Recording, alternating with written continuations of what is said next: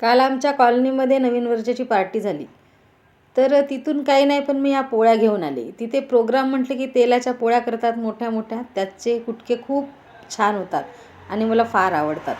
घरी जर करतो म्हटलं तर आजकाल पोळ्या उरतच नाहीत आणि ताज्या पोळ्यांचे कुटके तर खाण्यात काही मजा नाही. कुटके खायचे असेल तर शिळ्याच पोळ्या.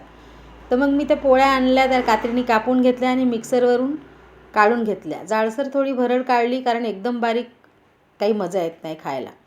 तेल घेतलं कढईमध्ये, त्यात जिरं मोहरी टाकली. जिरं मोहरी चांगली तळतळली की त्यामध्ये वाटीभर शेंगदाणे टाकले.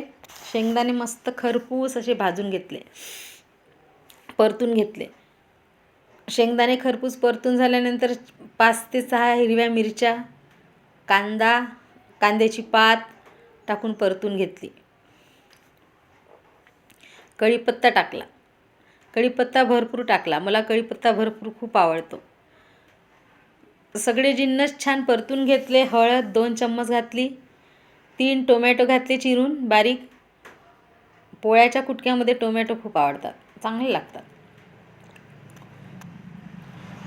चवीप्रमाणे तिखट, मीठ घातलं.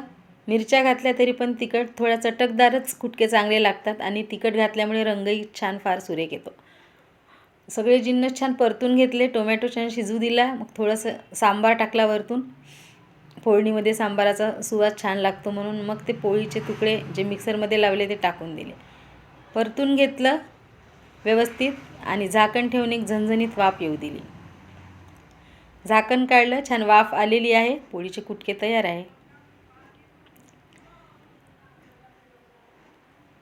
मिक्स करून घेतलं संपूर्ण. भरपूर असा सांबार वरून टाकला, परत मिक्स केलं. सकाळच्या नाश्त्याला उत्तम पर्याय आहे आणि माझी आवडती वस्तू आहे. खूप छान, खूप आवडतात मला पोळीचे कुटके. तर असे पोळीचे कुटके तुम्ही पण करता का?